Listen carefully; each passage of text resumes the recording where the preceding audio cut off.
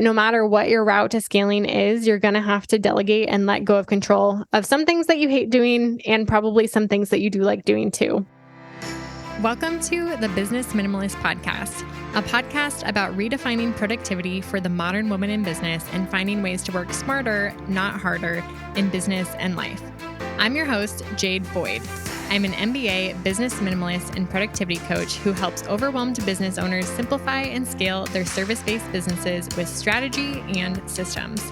On this podcast, we'll explore simple ways to earn more while working less.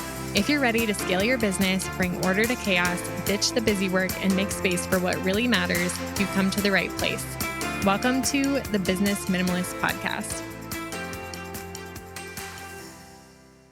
I want to start this episode by having like a little check base on where you're at in your business and just encouraging you to take a second to reflect on this last year and think about all of the things that you've accomplished up until this point, all of the clients that you've worked with this year, how much your business has changed since even 1 year ago. And no matter what time of year you're listening to this episode, just taking the time to reflect on what has been going on in your business and getting honest with yourself on how it's really felt for you. It's easy as a business owner to stay in seasons of business where you might be coasting or you might be accepting that this is just the way that things are without taking that step back to realize the potential in your own business. Because when you're in it 24/7, it is kind of hard to see the bigger picture and get that perspective. But in this episode, we're talking about how to earn more while working less. And so in your business right now, if you are feeling overworked, like you literally can never get to the bottom of your to-do list, that 5 p.m. rolls around or school pickup time rolls around and you're still rushing to get things done, urgent things done, things with deadlines done, or you're dropping balls or feeling like you are constantly making up for work outside of what you have designated as work hours, or you're just scrambling to find time to work in general. And yet, despite all of that time, all of that effort, all of that pressure, all of the work that you are getting done, you're still not making enough money or hitting the revenue goals that you want to, or hitting that plateau in your business where you've kind of maxed out the amount of clients that you can take on. And you know that there has to be a next level, but also you're out of time. You don't have any more time to spend on taking on more clients, and that cannot be the solution. That's what we're talking about today. And I want to paint this picture because I just want you to know that wherever you're at in your business or however busy or burnout you're feeling, I want you to know that there is a different way to run your business. There's an easier and simpler way to build your business that actually helps you to earn more money. It does require doing things differently and maybe flipping some of the notions you've had about your business on their head, or getting outside of it, or getting that outside perspective to help you see what's really going on and the potential for things to change. But owning a business and running a business that allows you time freedom, where you're not chained to your desk, where you're not feeling like you're constantly torn between your family and your business, or that you're constantly figuring out how to get things done for your clients and how to get things done for your house and for your kids, and just feel like your life is chaos and still not earning enough money for you to even feel like it's worth it. That should not be the status quo, and that is not sustainable in the long run. So if your vision is really to build a business that is sustainable, if you are in this and you know that running this business is your plan A and that this is something you're really dedicated to and passionate about and you want to make this work, today I want to give you 3 things that you can do to earn more and work less next year. And again, no matter what time of year you're listening to this, within the next year, 3 things that you can work on or move towards so that you are able to create more time and financial freedom in your business, so that it does feel life-giving, that it does feel like it's sustainable, and it is something that contributes to your life and isn't draining you and taking away from your time for your health or time for your family. And like I said, this is not complicated. What it takes to scale a business, and when I say scale, I think of scaling in terms of earning more while working less. The two are just synonymous in my mind, because if you want to earn more and work less, at some point, you're going to have to scale. But what it takes to scale your business is not complicated. It does take hard work. It does challenge you. It does push you to become the type of business owner and the type of CEO that you probably haven't been before. but it's not rocket science. It's actually very simple. It's just finding the courage to make these shifts in your business and finding the strategy that it takes to make these shifts in your business. That's the part that takes some time, but it's not complicated. So if you feel like it's going to take a million years or it's not even possible for you to move in this different direction, I want you to know that's not true. And I talk to business owners who feel like that all the time because, again, when you're in it, it just does feel impossible, which is why I love doing discovery calls with people because it allows me to actually dig into their goals and what's happening in their business and figure out where they want to go and give them like a quick roadmap on yes or no, is this going to be possible? And it's one of my favorite things to do. So helping people scale businesses is what I do as a business coach. And if you're in that place of struggling and want an outside opinion or an outside perspective to look into your business and you're interested in business coaching, everyone who applies for my coaching program gets a free discovery call. And like I said, I love hopping on those calls and helping in whatever way I can because I have such a heart for the people that I work with and business owners who are in that place. I was that person. It's a hard place to be in. It can feel really hopeless, especially if you're in it alone and no one else really sees the behind the scenes of what's really happening in your business. It's easy to paint this picture of like, oh, I'm fully booked. I'm really busy. For other people, it looks like I'm doing really well. But when the behind the scenes doesn't match and there's that inconsistency and incongruency there, that can feel really lonely. I'm really passionate about what I do and helping the people that I serve get out of that place. And in this episode, I want to share 3 things. These aren't all of the things, but these are 3 main things that you can be looking at if you do want to scale your business within the next year.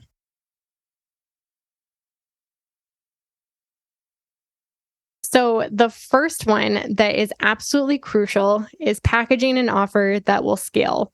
Not every offer will scale. There's many offers that will cap out your capacity where there's literally nothing that you can do to earn more money without putting in more hours. And so figuring out a way to package your expertise into a business model or an offer model that does allow you to earn more while working less is absolutely pivotal if you want this strategy to work. And I believe in less but better in basically every area of business and life, but that's true with your offers too. You don't need a million offers. You just need one offer that can scale because by nature, an offer that scales creates this unlimited capacity for you to earn money by doing more of the same thing and not putting in extra time for every new client who comes in your door. And especially if you're just making the switch towards scaling, start out with one offer and put your focus and your energy towards scaling that offer before you move on to doing more than one thing. And there might be a time in your business where you do have the team and capacity in place to do more than one offer and to do them well. But like I said, if you're already in the place of being super burnout and overwhelmed, start with one offer and put your energy behind it. And that will absolutely change the direction of your business. If it's a solid offer that is very clear, you know who your audience is, you can deliver that amazing transformation. It positions you as the expert. It allows you to step into your zone of genius and do the things that you're really good at that drive the needle, that actually do light you up. It starts feeling exciting again. And with a couple people that I've been talking to recently, with all of my clients, I start out with an exercise to project their financials and figure out what their capacity is and what their earning capacity is based on what their offers currently are. And for a few people that I've talked to recently, they've been really frustrated by this because it feels like I should be able to make more money doing this thing. It feels like I should be able to be successful doing this thing. And I think if you don't take the time to look at the numbers, it can be really disappointing at the end of the year when you realize you did work as hard as you could work and it just wasn't possible for you to reach the financial goals that you really needed to reach. So step 1 is to make sure that your offers are aligned to your revenue goals and that they are setting your business up to scale so that you are able to make more money and uncap your earning potential while also working the same amount of hours or less. The second thing is to productize and systemize your service. So even after you have that scalable offer, it's still going to take you some work to systemize it because whenever you create a new offer, your version 1.0 is not going to be the same as your version 10.0, right? There's going to be some tweaking and adjusting and perfecting that happens as you gain experience packaging your expertise in that different way and building that client experience and getting client feedback and improving your service and adding the things that might be missing when you're starting out and removing the things that aren't actually helpful based on what you get from when you're actually working with clients. And so the next step is to move towards productizing your service. And this basically means systemizing it so that you're not working really hard to deliver this. Even if it's a scalable offer, it still needs to be systemized. And of course, custom offers don't scale, but also non-automated offers do not scale. You should not be spending any amount of time onboarding people. It should be automatic with your processes. You shouldn't have to be consistently present in your business to give people information that they need as they're moving through your offer. All of that should be automated or at least templated if it has to be custom, so that when you are offline or when you are working less, when you cut back to 4-day work weeks, or when you take a maternity leave or when you take a vacation, any time sensitive information that goes out can be sent out without you having to be physically present. And when you do have less offers and you're focused on that one offer that scales, especially starting out, systemizing your offer gets 10 times easier because it's really hard. It takes so much time if you have 30 different offers to try to systemize all of them. It's a lot of moving parts and it can be really confusing and honestly really expensive if you're paying for automation software and a bunch of different platforms and have a bunch of different offers that require different payment options. And yeah, it just gets expensive, both in terms of time and money to systemize that many offers. But when you are really focused on one offer and making it as simple and streamlined and effective and consistent so that everybody who comes into your business gets the same quality experience, it gets that much easier. And also, when you are able to systemize your offers, and this is true whether or not you're doing one-on-one services or you have a more scalable offer, it creates a better experience for your clients because they are getting that consistent communication from you. They are getting the right information at the right time. They know what to expect. They know what the next steps are. It's clear what you need from them or what information they need to get you for the project to move forward. You give them their deliverables faster because this is systemized. You're not trying to figure out, oh, what do I need to do this week every single week, or dropping the ball or forgetting parts of your workflow because it's systemized. Nothing slips through the cracks, right?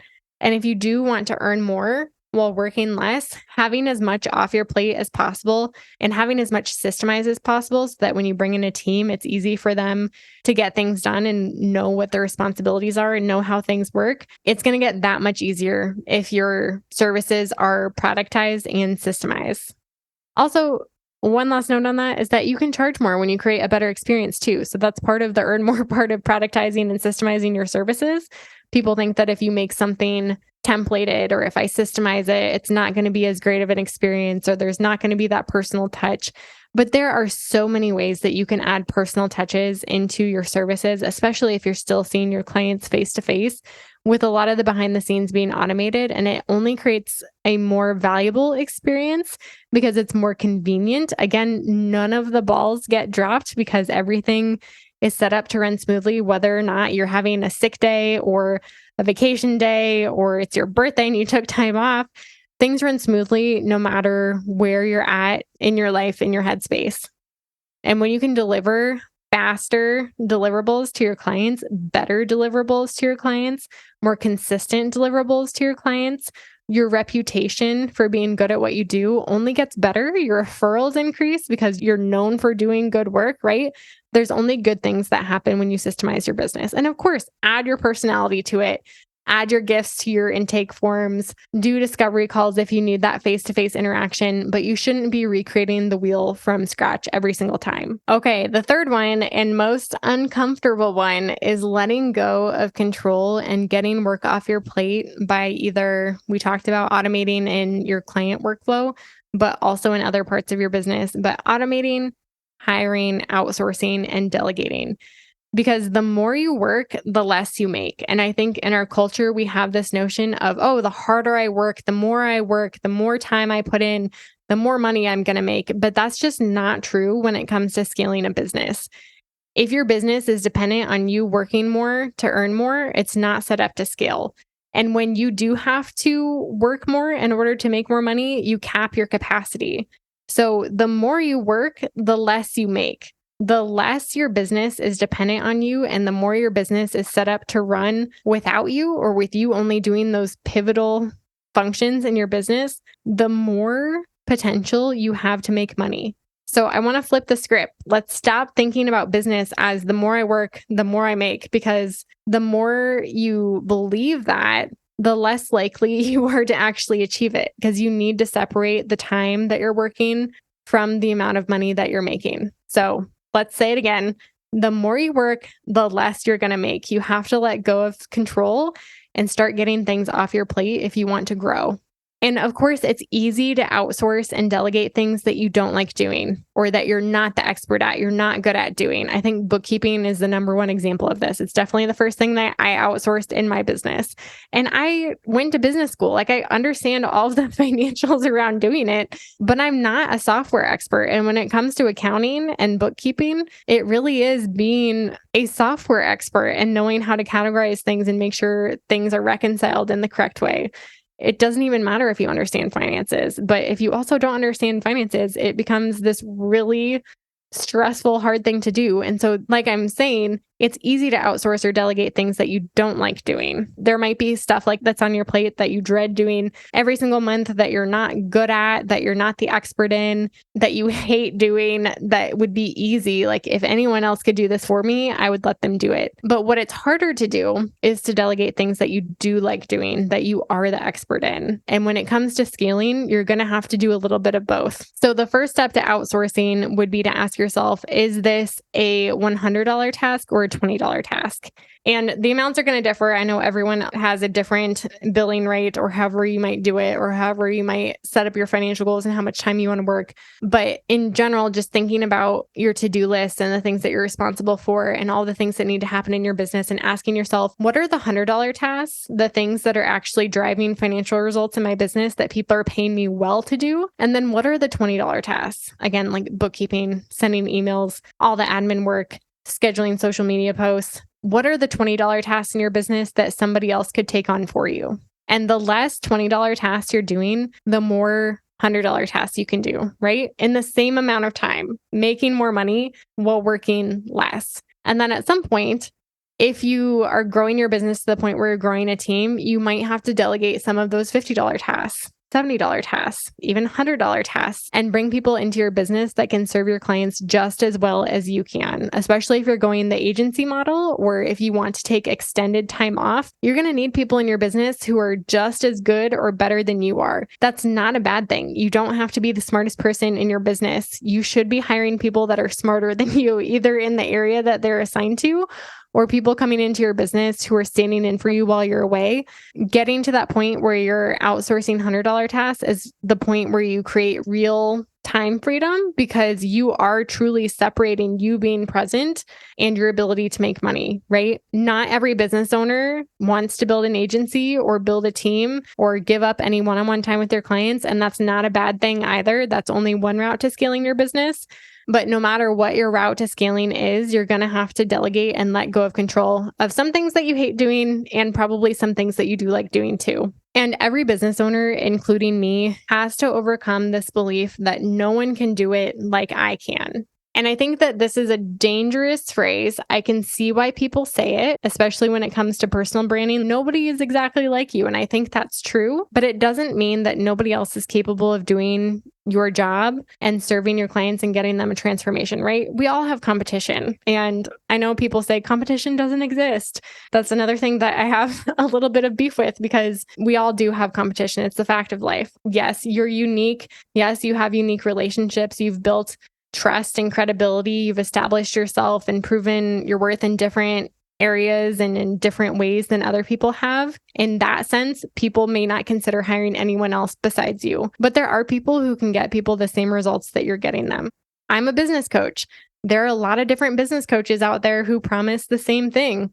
That's just the fact of life. People who hire me resonate with my messaging and my content, but it doesn't mean that I'm the only person who's capable of getting somebody a specific result in their business, right? Nobody talks or acts or has the same values that I do, but other people can do it like I can when it comes to delivering results. And we all have to overcome that belief that I'm irreplaceable and no one can do it like I can do it. Because as long as we believe that, the longer we keep ourselves in that box of the more work I do, the more money I'm going to make, right? Because no one can do it like I do it. And it's easier to let go of that in the small tasks because bookkeeping, yeah, someone else can do it a lot better than I can do it. That's an easy thing to let go of. But coaching, that's harder to bring in support in that area of my business. And that's true for everybody, no matter what industry that you're in.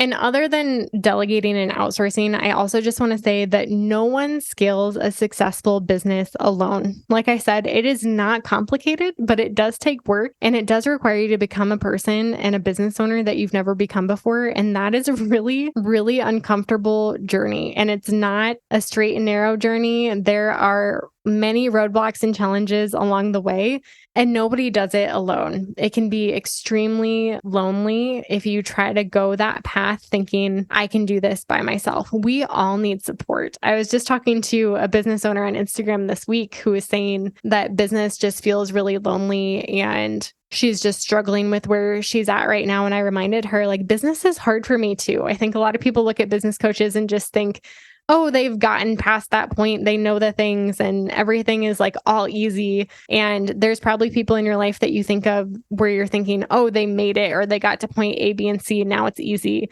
But whenever you reach a certain level, there's always going to be a next level for you to get to, a next challenge for you to overcome, something that you've never encountered before.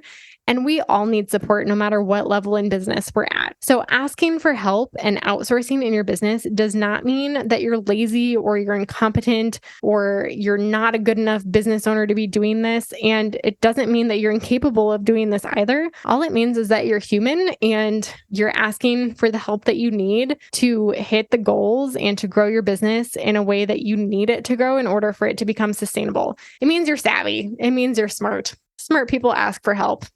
It also means you're serious about your goals and you're serious about working less.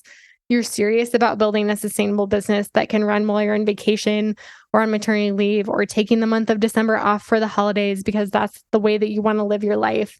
When you get serious about your goals, and again, if you're committed to making this business something that's sustainable, that is viable over the long run, that does allow you to live the life that you need to live in order for this business to be worth it for you, to make this business more satisfying and more productive than going back to your 9 to 5, then asking for help means that you're getting serious about your goals and you're on the path to making it work. It's a good thing. So to recap this episode, 3 things that I want you to be thinking about if you do want to earn more and work less in 2024. If your goal on the horizon is to find a way to scale your business, start with packaging an offer that will scale. Productize and systemize that offer so that it's automated. And then 3rd, learn to let go of control and ask for help. And if you're serious about scaling your business, you're committed to that goal for the next year so you can increase your profit and pay yourself more and work less, take real vacations, make room for the time off that you want to have or summer with your kids or non-work holidays. Consider applying for the Business Edit coaching program today. Again, like I said, everyone who applies gets a free discovery call, and I'm happy to chat with you through your goals and coach you on next steps. And I'll be honest with you if you're ready for the coaching program or not. My only goal for these calls is to help you make the right decision for you and your business. So until next time, business minimalists, I hope you take what you learned today and get 1% better this week. Thank you so much for tuning into another episode of the Business Minimalist Podcast. If you enjoyed today's episode, I'd be so grateful if you'd rate and review it on iTunes, Spotify, or wherever you're listening today. Your rating and review will help more small business owners discover helpful episodes each week. And don't forget to check out the show notes for the tools and resources mentioned in today's episode, because good ideas don't grow businesses, action does. And if you want more business minimalist tips and resources, head on over to Instagram and follow me at jadeboyd.co. I'd love to hear what you took away from today's episode. I'll see you next time on the Business Minimalist Podcast.